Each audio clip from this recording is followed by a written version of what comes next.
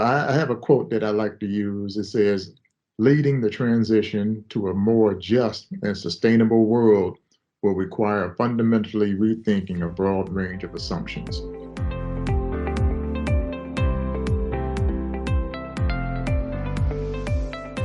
Welcome to BuzzHouse, a Baker Tilly podcast where you can find all the buzz around multifamily housing. I'm Don Bernards, the partner in charge of Baker Tilly's multifamily housing practice. And I'm Garrick Gibson, a partner at Baker Tilly, also specializing in consulting on multifamily housing transactions across the country. Each week, we'll bring you a guest or a topic in the multifamily housing industry that will help you win now and anticipate tomorrow. Let's get started. Our guest today on the BuzzHouse is Damon Duncan, a friend of ours and an asset to the affordable housing industry. Very excited to have you in today, Damon. Thanks for having me. Don. Damon is the principal of Clesia Ventures, LLC, which is a real estate development, management, consulting, and business solutions firm. And he's really working on a national basis, a lot of experience around the country. Damon's worked on well over 2,600 units of affordable housing in his career, which he'll get into in a few minutes. And I just love kind of talking to him a little bit. He's spending a lot of time with housing authorities and nonprofits, really talking about how we can kind of reimagine, what the role of those various agencies and affordable housing is. So really excited to jump into it. And with that, I'm going to turn it over to Garrick to start our conversation. Garrick. Thanks, Don, and glad to have you on, Damon. Before we get started, Damon, typically we let our listeners know about our guests. So why don't you go ahead and give us a little information about your background in housing and about your current company and the types of projects that you're working on. Okay. Again, thanks for having me. Looking forward to doing this. Anytime I get an opportunity to talk about the industry, some of the things that we're doing to help, as Don said, reimagine the industry, help push it forward. I'm chomping at the bit. So thank you guys again. But just a little bit about me, as Don indicated, we do own a real estate development and consulting and business solutions company that's largely centered around public housing, non-for-profits that tend to build faith-based organizations also that tend to build affordable housing or create affordable housing. Been around since 2008, but I've actually moonlighted as well as served as CEO in housing authorities, either simultaneously or off and on. So I was the CEO in Elgin for, about 7 years, moved on from there, went to the Richmond Redevelopment and Housing Authority. And from there, I went to the Montgomery Housing Authority as CEO until I finally decided I'm going to approach this full time and take the risk like everyone else is doing. And I had a lot of great clients already under our belt, so we're just able to grow and expand. Currently, we're working in several different states, as Don indicated, working on choice neighborhoods with a couple of clients, particularly in Selma, Fort Wayne, Indiana.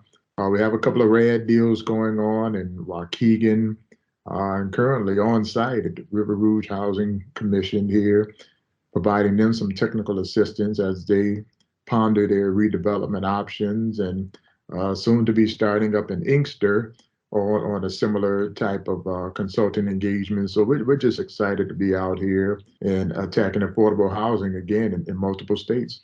Thanks for that answer, Damon. It's quite an impressive career, I will say. And as far as jumping in for this podcast, we know that you are leading a lot of education seminars.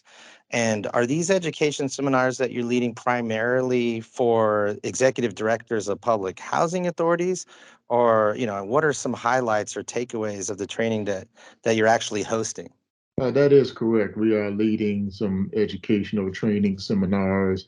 We call it PHA repositioning, strategic repositioning, and we're targeting executive directors, deputy directors, or COOs, division directors, as well as board members. And the whole idea is to help the housing authorities anticipate the business model shift as it undergoes the transition from public housing to a more project-based rental assistance or project-based voucher model. Anytime there's a shift in a traditional way of delivering services, it can be a shock to the culture with respects to PHAs, the local government, board of commissioners, staff, and the community stakeholders and the residents, all are vested in the current way that the housing authority operates. So when you change the system, there are a lot of unintended consequences. agencies, we believe that agencies must be very purposeful in understanding how to change will benefit the clients and how it will impact the current way of doing business and the industry going forward. So I have a quote that I like to use. It says, leading the transition to a more just and sustainable world will require fundamentally rethinking a broad range of assumptions. So it's that mindset that we embody, the whole strategic repositioning of agencies, empowering, I like to consider myself to empower my peers, CEOs and folks that are on that level. That's very important to me, that we leave the industry a little bit better than we found it. When I got into the industry, a lot of the executive directors were individuals that were friends of mayors or council persons, and many times they didn't even have undergraduate degrees, let alone these days, the requirements are that you have some type of real estate finance development or some type of acumen on that level. And so we're just really trying to push the envelope in terms of driving up the type of talent that we attract to the industry.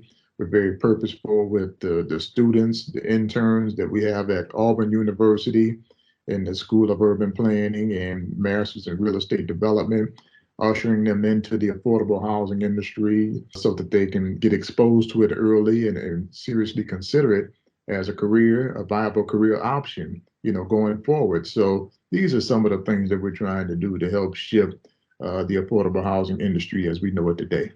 Damon, that. Thanks for that. Those notes and kind of inspiring and the quote and everything you're doing. Like you said, bringing in that young talent. So that's really admirable. Really appreciate that.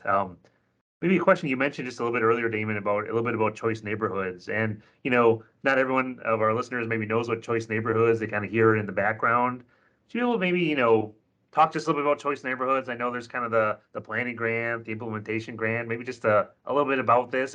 I know it can be very, very impactful, of course. The choice neighborhoods is, I would consider it probably the most comprehensive revitalization tool that's available today. It is bifurcated. The program is bifurcated up into two components: a planning component and implementation component, as you mentioned, Don. The program's been around since 2010, and it replaced the Hope 6 program, which was a major public housing revitalization tool at the time, which issued out large grants and basically allowed you to rehabilitate, demolish, and redevelop existing public housing. But where Choice Neighborhoods differs, it embodies more of an urban planning approach, strategic planning, transformational planning that involves stakeholders to a great degree: the city, your school system, your police department, your YMCAs, your urban leagues, your United Ways, and those kind of stakeholders and service providers to collaborate and come up with a strategic plan to transform a community where there is some distressed public housing. So, and that's a 2-year process. If you're successful with that, you come up with a transformation plan, then you'll take a stab at a competitive implementation grant. Those awards are up to $50 million. The planning grant, by the way, I didn't speak to it. The planning grants are $500,000 for a 24-month period. They're up from $450,000. Secretary Fudge bumped it up to $500,000. The implementation awards are bumped up from $35 million to $50 million, and that has to be leveraged anywhere from a 7-to-1 ratio all the way to a 10-to-1 ratio, upwards of a $500 million comprehensive strategic revitalization for a given neighborhood. So I see it as a very, very impactful tool if done correctly. There are several PHAs that have done this correctly. And it is, it's kind of the linchpin that brings, you got your school department that's got their own issues. They got their own governing body, a superintendent, and every day is like a fire drill for them. Housing authorities, every day is like a fire drill for the folks on the housing authority side. Municipalities, they're putting out fires every day. What Choice Neighborhoods does is kind of deconstruct those silos and forces those entities to work together collaboratively to solve some of the challenges of disinvestment vested communities, the social ills, crime, and the illicit behaviors that have taken place in these distressed communities. So we've taken a liking to it. We got started in redevelopment on the Hope 6 side, and to make this transition a little more comprehensive transition, we joined at the hip with the Urban Planning School at Auburn. And so we get the pick of the litter in terms of talent to help out with these. And, things are going really, really well with this. Thanks, Damon. And that's a good segue to my question because obviously, given your background, you have an interesting point of view. So what are you seeing as the challenges in today's environment for housing authorities to basically start moving their projects forward? Because, as you know, there is a lot of stagnation in the current environment with deals getting done.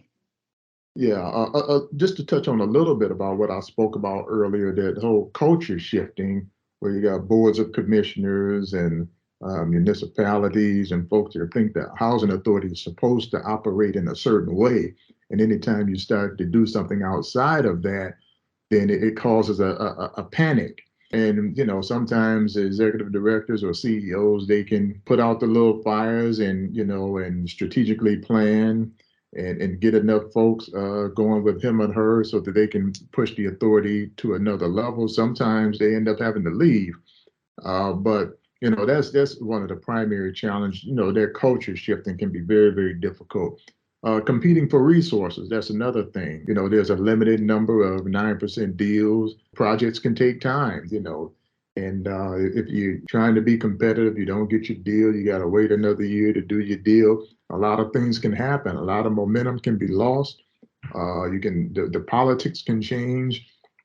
Real estate, as time increases, the risk increases. So the more time that goes by, the more risky a deal becomes. And that's affordable housing or a straight market or what have you. You have the risk of programmatic changes, inflation, the political willingness, budgetary, on and on and on. So time is not your friend. And so the nature of redevelopment is to be lengthy, but time is not your friend. You got to be as expedient as possible to try to move these deals forward. Working with the families, working with the residents, preparing them, moving them back to revitalized communities, and making sure that there's not a significant disruption in their quality of life. There's no disconnect in the continuity of the kids going to school, and all of those moving parts happening simultaneously can be very, very daunting. So those are just a few of the challenges, but we got a lot of good professionals out there, a lot of folks that are seasoned at this. And one thing they will tell you that no two communities are the same. As seasoned as we are, we're always learning new things when we go to various communities. So, and that just kind of goes back to why I think the Choice Neighborhoods planning grant process is a very, very good tool, because HUD has parameters that are a lot looser than the previous Choice Neighborhoods parameters. They're not cookie cutter. You don't have to check each and every box, but it allows communities an opportunity to plan wherever their community is. It meets you at your level, but what it wants is consistency. They want people to be on the same page, don't have to always agree, but they have to agree that they want to do whatever is within their power to move the community forward. So those are just some of the challenges in today's environment. I can go on and on and on, do a whole nother podcast about that. But that's just the tip of the iceberg of some of the challenges that we face. Not to mention in today's environment, the construction costs, gas prices affecting that, lumber is through the roof. Those are typical real estate challenges, but some of these other items here that I mentioned, competing for 9% deals, shifting the culture, that has to happen from the inside out. Those are some things that, regardless of what the price of lumber is and what the price of gas is, those are some things that, just take time to try to mitigate and work through. Damon, thank you for that. Like you said, we got a whole other podcast on challenges, but yeah, I think really our last question maybe really is a great segue from what you just noted, right? The shifting culture and the challenges, and 9% are tough. Damon, and you started out kind of in your training. You noted, hey, what you as a housing authority and nonprofit, what you're doing yesterday, you probably can't be doing tomorrow, and you're kind of reimagining. I mean, could Could you just speak some of that kind of what is the vision or what when you kind of talk to these housing authorities and so forth? How do you go about that? What are you looking at? What do you talk about? I envision, the role of the housing authority as being somewhat of a catalyst for community planning and redevelopment.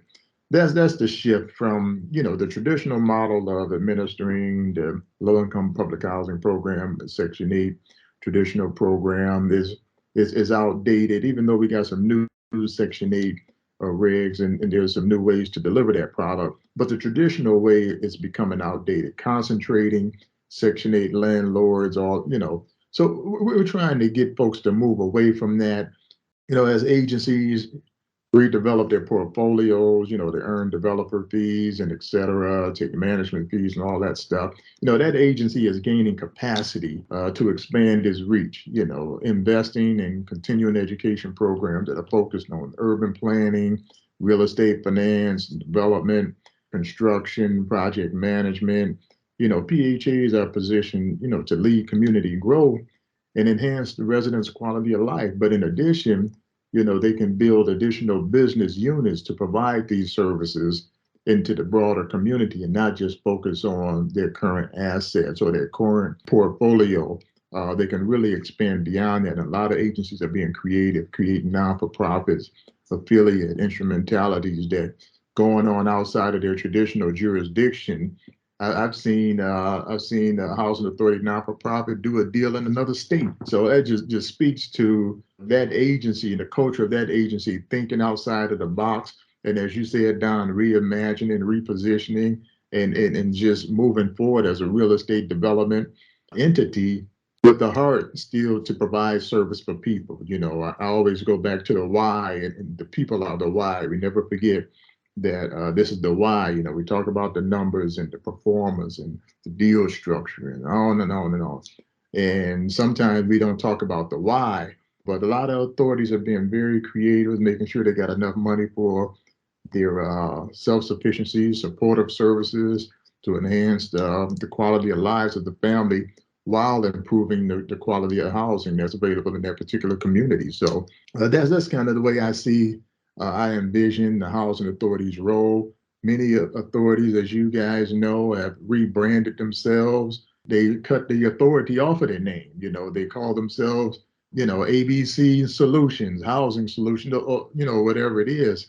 A number of large agencies have done that, and that can be a Herculean task at some of these larger cities where the politics are really, really heavy to change the housing authority's name. I mean, people are not going to know that they're a housing authority. Well, that's the whole idea, because the business model is shifting and is positioning itself in a way that it can serve a broader range of people and not just the extremely low income tier, which we traditionally have been servicing. Damon, just wow, just love that insight, the vision. Really appreciate you coming on the show today. Hey, thank you guys for having me. Keep doing this. You're helping to push the industry forward. That was good. And listeners, thank you for tuning in today. Thank you for listening to BuzzHouse. To receive a notification when new episodes are available, please subscribe to BuzzHouse, a Baker Tilly podcast, wherever you get your podcasts.